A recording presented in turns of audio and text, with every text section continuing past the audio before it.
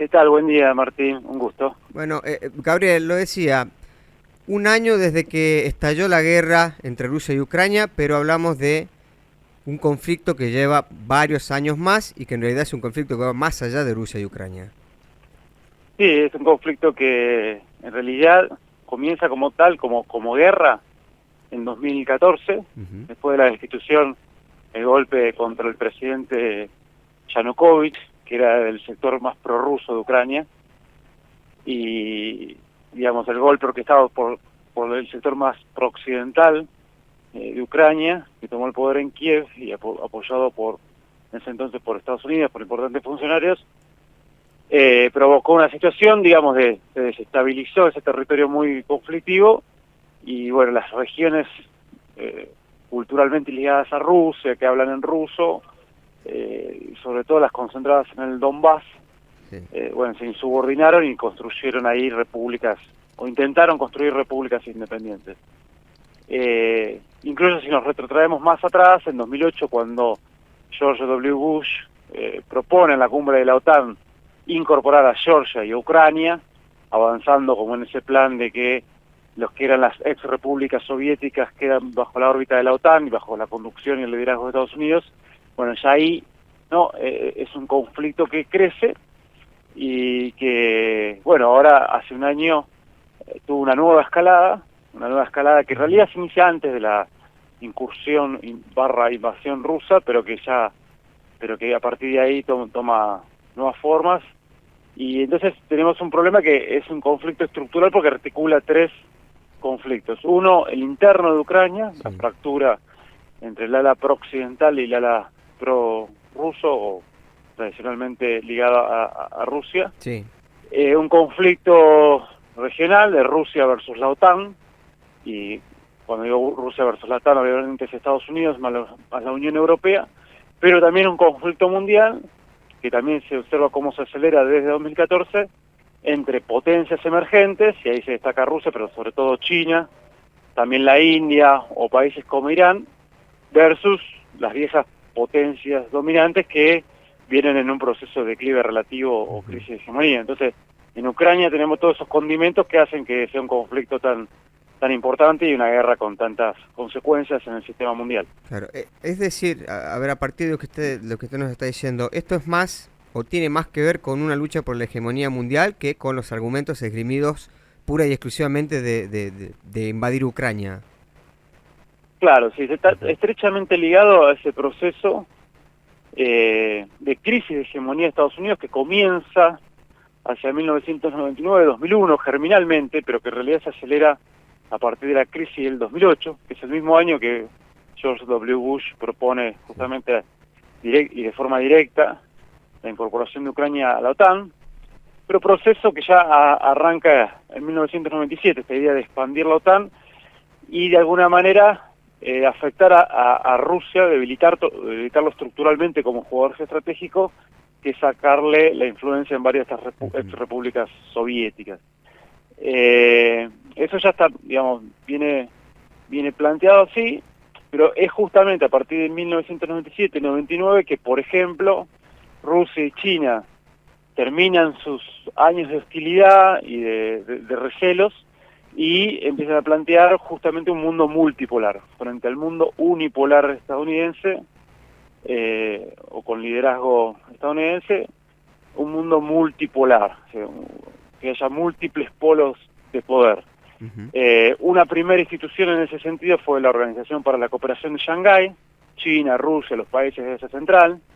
Meses después de la constitución de esta institución, tenemos la guerra en Afganistán en Sí. 2001, y eso avanza. Ya en 2009 tenemos otro momento de eso, cuando se lanzan los BRICS, este club de potencias emergentes, con Brasil, Rusia, India, China, después se sumará Sudáfrica, y ahí ya está planteado también esta Sí. idea de avanzar hacia un mundo multipolar, con más multilateral, con nuevas instituciones, con otro reparto del poder y de la riqueza mundial, y donde la periferia y la semiperiferia le reclaman al viejo centro, ¿no? Otra distribución del Ujú. poder. Y eso se acelera aún más en 2013. Un dato clave en 2013 es Sí. cuando China lanza en acuerdo con Rusia, la iniciativa de la Franja de la Ruta, la nueva Ruta de la Seda. Sí. Avanzan también en otra arquitectura financiera mundial.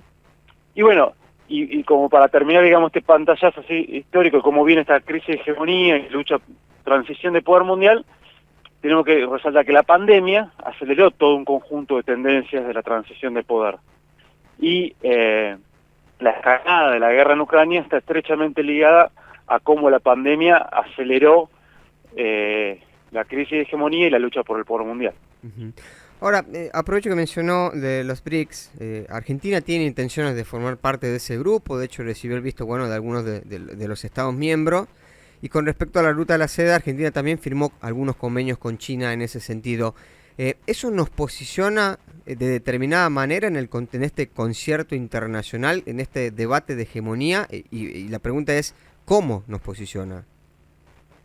Bueno, sí, Argentina también, le agrego, está con la idea justamente de no solo entrar en los BRICS y ya entró la nueva Ruta de la Seda, sino que también entró, por ejemplo, el Banco Asiático de Inversión e Infraestructura. Argentina viene en un camino que se frenó durante la presidencia de Macri, que se reforzó esta idea de ser parte de Occidente, pero que después retornó de tener relaciones multilaterales, tanto con las viejas instituciones financieras, políticas y geopolíticas del norte global, de Occidente, de Estados Unidos, como puede ser el FMI, el Banco Mundial, ¿no? O como puede ser las relaciones históricas sí.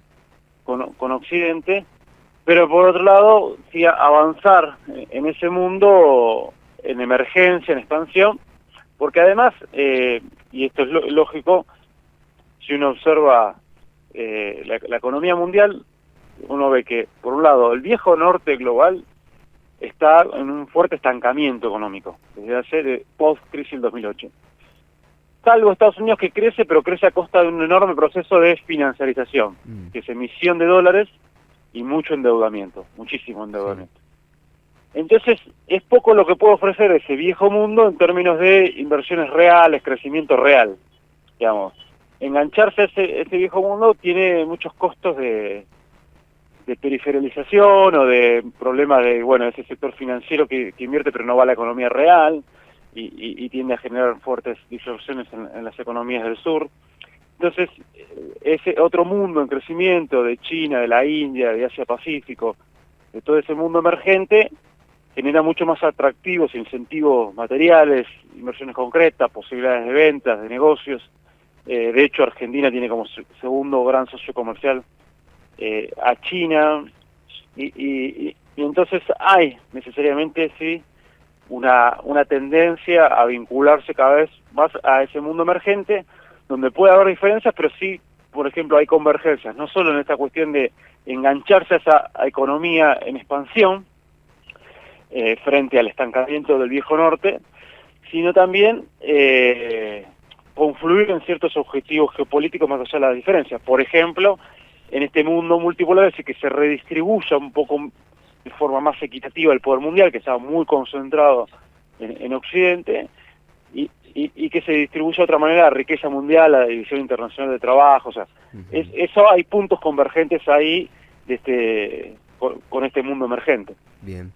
Gabriel, muchísimas gracias por su tiempo, muy amable por la explicación. Bueno, un gusto, saludos. Que tenga un buen día. Hablamos con el doctor Gabriel Merino.